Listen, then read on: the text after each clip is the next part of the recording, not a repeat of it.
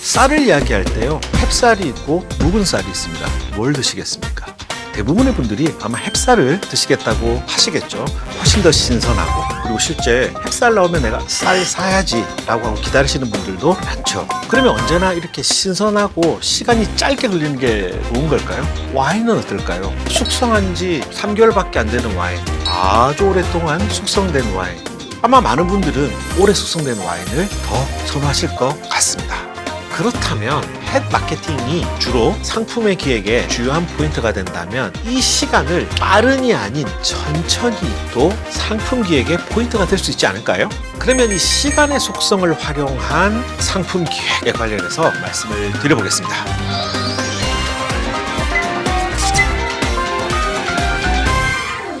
안녕하세요. 서울대학교 농경제사회학부 푸드비즈니스랩 문정훈 교수입니다. 본질 4요소에 있어서요, 4가지 특성이 있었죠. 품종이 있고요, 생육 환경이 있고요, 그리고 생육 방식, 후처리가 있는데 이 4가지의 요소에 시간적 속성을 붙이거나 시간적 속성을 바꿔서 차별화할 수도 있습니다. 예를 들어서 어떤 품종이 있는데요, 이 품종은 되게 천천히 자라는 품종이야, 이 품종은 빨리 자라, 이 품종은 특정 시기만 자라는 품종이지, 이 품종은 사시사철 자라는 품종이야, 이런 걸로 차별화 가능하겠죠. 생육 방식도 마찬가지입니다. 이거는 빨리 기르는 방식, 아니면 천천히 기르는 방식으로 재배한 그 무엇. 또 후처리도 마찬가지예요. 빨리 출하할 수도 있고 천천히 출하하거나 숙성을 오래 하거나 뭐 이런 여러 가지 방식들이 있을 수 있을 겁니다. 그러면 이 시간의 속성을 활용한 상품 기획에 관련해서 출하 시기를 가지고 한번 말씀을 드려보겠습니다. 빨리 출시했을 때 좋은 게 뭘까요? 앞에 햅자를 붙일 수 있죠. 햅과일, 햅쌀 이러한 것들을 붙일 수 있어서 상품 기획에 있어서 햅 마케팅은 굉장히 중요한 포인트이긴 합니다. 자, 이 햅 마케팅의 핵심은 계절성이 강한 상품에다가 기다림을 붙여서요, 헝거 마케팅이라고 하죠. 더 갈망하게 만드는 그런 마케팅 방식이 되었습니다. 이 햅이라고 하는 마케팅의 핵심은 이런 헝거 마케팅과 함께 가는 거라고 보시면 될 것 같습니다. 예로부터 일본이 이런 참 상품 기획이 매우 강합니다. 일본의 이 햇과일을 가지고 특정 지역과 이제 결합을 한 마케팅을 하는데요. 이런 개념이죠. 최고의 산지에서 나온 올해의 첫 과일. 이 개념으로서 고객들을 설득시키려고 합니다. 예컨대 홋카이도의 유바리 지역에서 나오는 멜론 같은 경우에는요, 햇 멜론 2개가 들어가 있는 상자가 경매가가 2천에서 3천만 원 정도를 합니다. 어마어마하죠. 청과회사가 이를 경매를 통해서 구입을 합니다. 그럼 청과회사는 이 3천만 원짜리의 한 상자 유바리 멜론을 되팔까요? 뭐 그런 경우도 있지만 보통 그렇지 않습니다. 그래서 팔지 않고 중요 VIP 고객들에게 선물로 돌리거나 아니면 무료 시식을 하죠. 그러면 이 멜론 한 조각이 무려 50만 원인 그런 셈이 되는 겁니다. 그리고 이를 전부 방송으로 매체를 통해서 전국에 알리죠. 자, 여러분 드디어 햇 멜론이 나왔습니다 라는 것을 알리게 되고, 그럼 그 방송을 보는 사람들은 나도 햇과일 먹고 싶어, 나도 햇 멜론을 먹을래 라고 하는 욕망을 갖게 만드는 겁니다. 그리고 난 다음에 조금 더 저렴한 그 다음에 나오는 햇 멜론들을 상품화해서 시중에 파는 겁니다. 일본뿐만 아니라 우리나라에서도 이런 햇 마케팅을 하고 있습니다. 누구나 햇살을 기다리고 누구나 햇 과일을 기다리죠. 그러다 보니까 누가 더 빨리 시장에 내놓냐, 누가 더 빨리 수확하나 하는 경쟁을 벌이기도 합니다. 그래서 우리가 흔히 과실이 좀 빨리 맺혀서 빨리 수확할 수 있는 그런 품종을 우리가 조생종이라고 그러거든요. 조생종 과일 나무를 심기도 합니다. 왜? 햇 마케팅에서 이기려고 그러는 거죠. 제 생각에 이런 햇 경쟁이 가장 치열한 우리나라 과일은 우리나라 겨울 과일의 최강자이죠. 제주 감귤인 것 같습니다. 일반적으로 서귀포에서 노지 감귤이라고 했을 때 노지 감귤이 끝까지 나무에 매달려 있다가 완숙돼서 수확을 하게 되면 그 시기는 대략 12월 중순입니다. 그런데 최근에는요, 마트 같은 데 10월에 가보면 여러분 드디어 햇귤이 나왔습니다, 제주 햇감귤이에요 라고 마케팅을 합니다. 근데 이 시기가 가면 갈수록 빨라집니다. 왜 그럴까요? 누구나 햇감귤을 기다리기 때문이죠. 자, 이 사진은요, 1월 말쯤인가 제가 실제 서귀포에 가서요 사진을 찍었습니다. 저 감귤이 끝까지 감귤나무에 매달려 있었는데 저거를 조금 수확을 해달라고 해서 따서 먹어봤는데요. 와, 향이 정말 풍부한 정말 감귤의 맛의 끝판왕을 느낄 수 있었습니다. 그런데 문제가요, 이 해자를 빨리 달아서 높은 가격을 받으려고 하다 보면 어떤 때는 감귤이 완숙되기 전에 가지에서 따서 창고에 넣은 다음에 혹은 유통을 시키면서 후숙을 하는 경우가 많은데요. 그런 경우에서는 단맛은 그래도 좀 올라오는데 감귤이 가져야 할 온전한 향이 다 생기지 않은 경우가 많습니다. 아무래도 후숙한 과일의 맛은 가지에 끝까지 매달린 채 완숙 수확한 과일의 수준만큼 끌어올리는 것은 상당히 좀 어려운 일이고 그런 기술이 아직 없습니다. 그렇다면 상품 기획에 있어서 푸드테크와 결합한 그런 상품 기획의 혁신을 한번 좀 말씀드리도록 하겠습니다.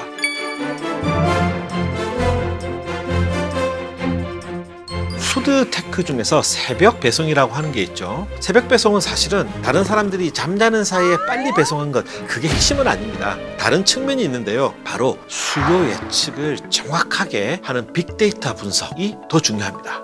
즉 오늘 고객들이 주문할 물량을 빅데이터 분석으로서 예측을 해가지고 생산자들에게 미리 알려주는 거죠. 그래서 계획적으로 생산할 수 있게 도와주고요. 아침에 수확한 것을 바로 받아가지고요, 오후에 물류센터로 들어와서 그날 주문 들어온 것을 그날 밤에 배송을 하는 겁니다. 그렇게 했을 때 남아있는 재고도 없고 부족하지도 않게 만드는 기술, 이게 푸드테크의 핵심인데요. 그리고 이 생산자가 생산을 해서 물류센터에 들어왔다가 다음날 새벽에 고객 집 앞까지 갈 때까지 풀 콜드 체인, 즉 확실한 온도 관리를 해주는 것이 또 굉장히 중요한 푸드테크입니다.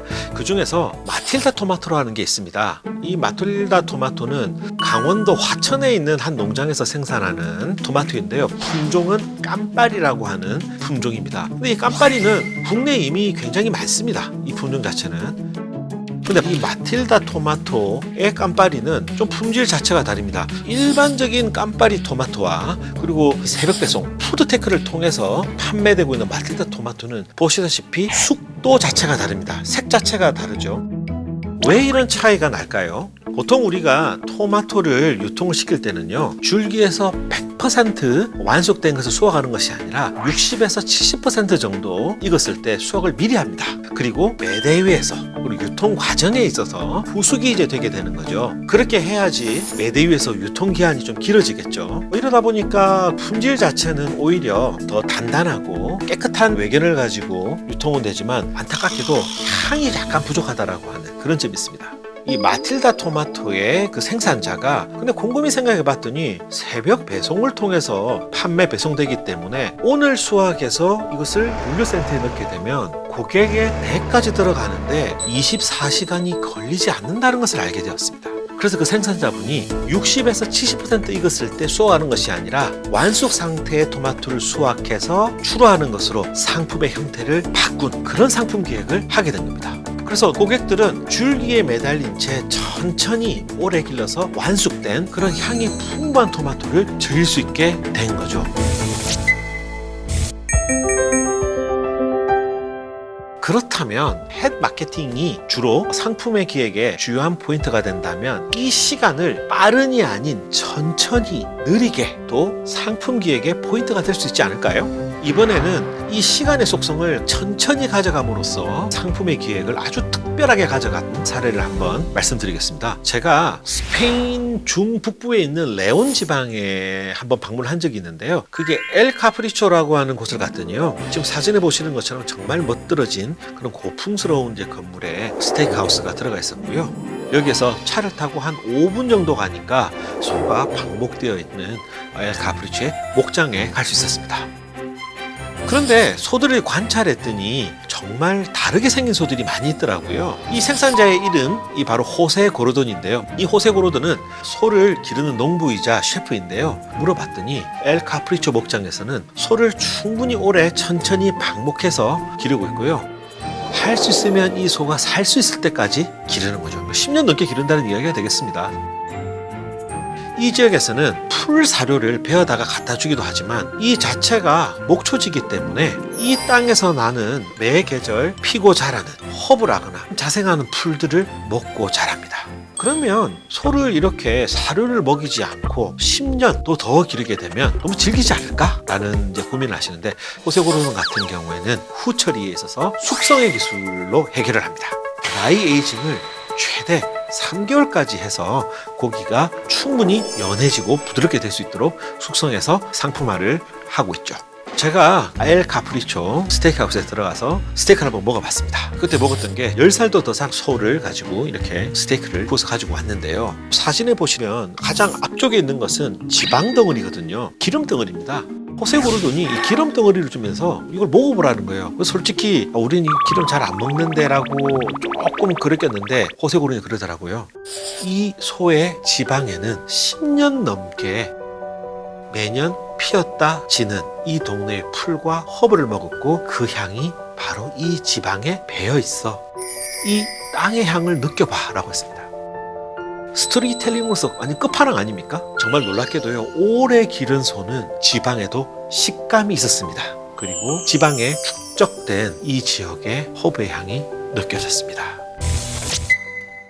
오늘 강연의 도입부에서 제가 햅쌀이 있고 묵은 쌀이 있습니다. 여러분들 뭘 드시겠어요? 아마 모든 분들이 햅쌀을 드시겠다고 하시겠죠? 라고 말씀을 드렸는데요. 그것에 반대가 되는 사례를 가지고 왔습니다. 자, 쌀은 주로 아시아 지역에서 많이 먹지만 유럽에서도 이탈리아나 스페인 같은 곳에서 쌀을 많이 먹는데요. 지금 제 사진에 보시는 아퀴렐로라고 하는 쌀인데요. 이 쌀은 이탈리아의 서북부 지역에서 재배하고 있는 쌀이고 또 동시에 상품입니다. 아퀴렐로의 쌀은요, 햅쌀이 아니라 쌀을 수확하고 난 다음에 숙성을 시킵니다. 지금 보시는 제 사진에서는 7년 동안 묵힌 쌀이거든요. 근데 심지어는 10년, 15년 동안 묵히기도 하고요. 이것이 더 오래될수록 가격이 급격히 올라갑니다. 아니, 누가 묵은 쌀을 비싸게 살까요? 쌀을 충분히 묵히게 되면요, 숙성이 되면서 특유의 풍미가 생기기 시작합니다. 그리고 오랫동안 건조를 시키다 보면 쌀의 겉표면에 크랙이 생깁니다. 당연히 우리나라에서는 이런 쌀은 상품성이 없죠. 그런데 이 아퀴렐로는 반대로 상품성이 더 올라갑니다. 왜냐? 이 지역에서는 쌀을 조리해서 먹을 때요, 리조또 방식으로 조리해 먹습니다. 이런 크랙이 생기게 되면 그 크랙 사이사이에 이 소스가 맛있게 배어들어서 최고의 풍미를 만들어낸다. 그래서 묵힌 쌀, 숙성된 쌀이 더 맛있다라고 하고요. 그리고 이 숙성된 향이 날아가지 않도록 저 캔에 진공을 해서 판매를 하고 있습니다. 자, 오늘 본질 사요소의 시간이라는 속성을 어떻게 바꾸냐에 따라서 상품이 어떻게 달라지는지에 대한 말씀을 드렸습니다. 시간이라는 속성을 더 줄이거나 느림으로 인해서 완전히 본질적으로 다른 상품을 만들 수 있고, 그리고 그것이 다양성에 기여할 수 있다는 말씀을 드렸습니다. 특히 산업화 이후에는 대량 생산에 유리하고 빨리 재배되고 빨리 생산되고 빨리 수확되는 데에 초점만 맞추었습니다. 그러다 보니까 우리가 소비하고 있는 대부분의 과일이라거나 채소, 축산물들 전부 다 빨리 자라는 유전자만 가지게 되었죠. 그리고 생산 환경도 그것에만 맞게 설계가 되었습니다. 즉, 다양성이 훼손되고 있는 것이죠. 이러한 훼손된 다양성을 다시 되살리는 방법은 시간이란 속성을 잘 활용해서 그 가치를 고객들에게 잘 전달하고 그것을 바탕으로 좋은 상품을 기획하고 개발하는 것이 되겠습니다. 이를 통해서 다양성을 확보할 수 있습니다.